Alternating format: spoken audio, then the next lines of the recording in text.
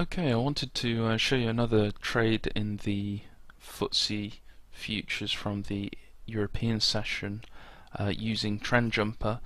Unfortunately, I did record the trade room session where I showed this, but it for some reason was not it was not working properly when I was editing it. So I decided just to do a quick video and run through exactly what I ran through in the session. So this trade appeared here, this jump line 9 trade, the white setup here, and it appeared before the normal start time at 8:05 UK time. I actually took this setup at 3 minutes past, just after 3 minutes past 8, and the reason being was because the whole purpose of starting at 8:05 was because the way that the data is for the FTSE is that overnight there's a few ticks basically, and they create on a tick chart or a volume chart, they can create these really large candlesticks and distort where the indicators really would lie. So if you get a situation where you're opening relatively close to the prior day's close, that's not going to be the same. So it's going to be fairly accurate for where the indicators should be. So in this case, that's the way it was, and I took it slightly early, and it did go on side fairly quickly, but then it retested this swing low just by a tick. Now you can see I've drawn in a couple of zones I'm interested in, just some little zones of consolidation. It's not exact, it's not precise, I'm just trying to outline the bulk of the action. You can see that it goes, it doesn't go to any extreme of a swing. It's just roughly that zone where I'm looking to see whether there's going to be any kind of reaction. So at this point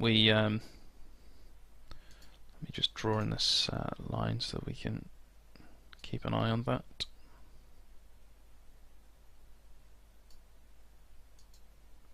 So at this point we then moved up a little bit, and then we came back down and we retested, and we just got through by one tick. So we'd already got through by one tick, we got through by another tick, and then we came back up, looked back up to 47.5, and then we only broke, and remember this is the low of the day at the moment, so the green line is the session start, the vertical line here, and we just broke through by one tick, and that's a pretty dangerous thing for sellers in this case, and obviously the one tick on the high for buyers for the potential reversal. If you've ever watched that happen, you can frequently see a big reversal or fairly rapid reversal on a one tick fail of the high or the low of the day. It's just one tick away from this money management target, this first dot, which is where we would lock in one tick.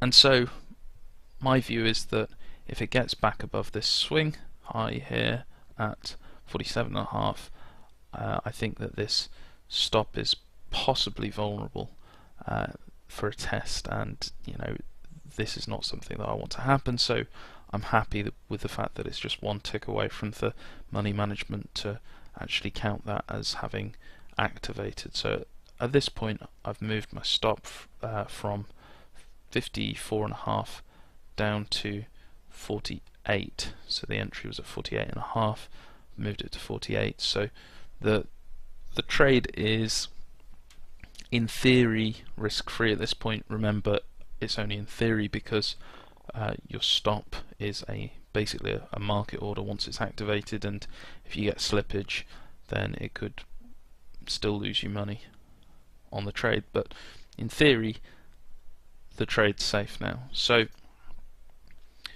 what happened subsequently was it didn't get anywhere near that, so we didn't need the stop. It got to the complete money management target 1 at 42, and then it actually went straight pretty much to the target, the full target of 39.5. So that was the full fixed target. 39.5 from 48.5, so that's 9 points on the first half of the position. And at this point it got to this zone, and this is one of the weaknesses of a tick or a volume or a range based chart. You don't see what happens in terms of speed, so it did slow down here a little bit, and it paused here for a few minutes. So it got there. The close of this candlestick is at 3:23, 8:23 UK time, and this one is at 8:26. So that was pretty much 3 minutes. It held around the top of this zone before actually moving straight down. Now, if you just looked at this without knowing that, without seeing what had happened in real time, you wouldn't have realized that there was any kind of pause. You'd have to dig into the data a little bit more carefully, because obviously this just looks like a pretty intense sell-off that didn't have much of a pause in there, other than possibly the fact that you've got a green candlestick in the middle of it. So I'm noting at this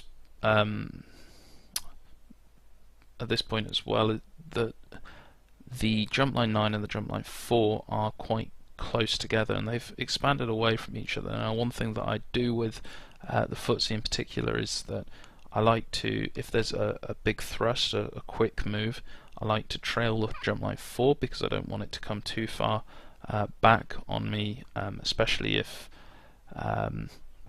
the jump line 9 has lagged a bit behind the jump line 4, which can often be the case.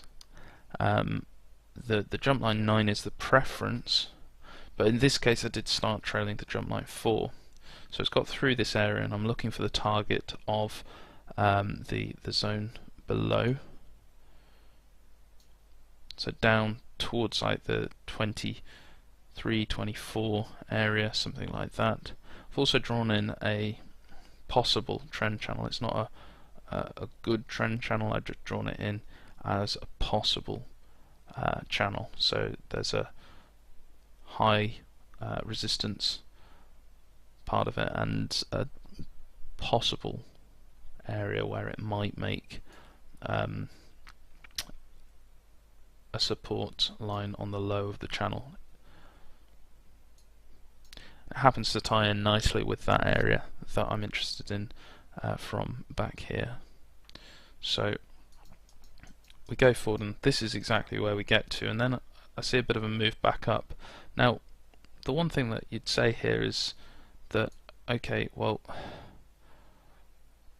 we're quite far on side, it's probably worth giving it a little bit more room, because we're still making good profits anyway, and we could be in for a really big move.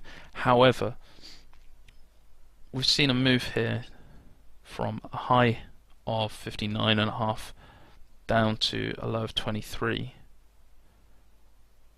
and we've not really looked back. We've hardly had any sort of move back at all, and you can see that straight away there was a fairly strong pullback from that area that I was talking about. So in this case here, I was still trailing the jump line 4, and you can see actually as well there was quite a big separation at this point between the jump line 9 and the jump line 4. So the jump line 9 stop was at 30.5, and I actually stopped out within this bar here at the jump line 4 stop, which was 26.5. So actually saved an extra 4 points on that, 8 ticks, which was pretty good. And you do that consistently over time, it does add up pretty quickly. I also said at that point that I just think that although I do suspect that it will go lower, because of that move, the way it's not pulled back, the stop is probably getting to a point where it's fairly vulnerable, and it's worth taking it off unless you want to run it behind a much bigger, a much wider stop, like say the 50 EMA or something like that, but with a 2-position strategy it's probably not worth doing that. So as you saw before, it did pop up quite quickly there and went straight through the jump line 9 stop as well, and later on we did go quite a bit lower, as you can see. But this is where the stop was for the trade, and that's what you've got to take. And although it doesn't look huge in the grand scheme of things, it's still a pretty nice trade. So the entry was 48.5 there, and it went all the way down to 26.5 on the trailing stops, 22 points, which is not bad at all. So thanks for watching, and I hope you enjoyed it, and I will see you next time.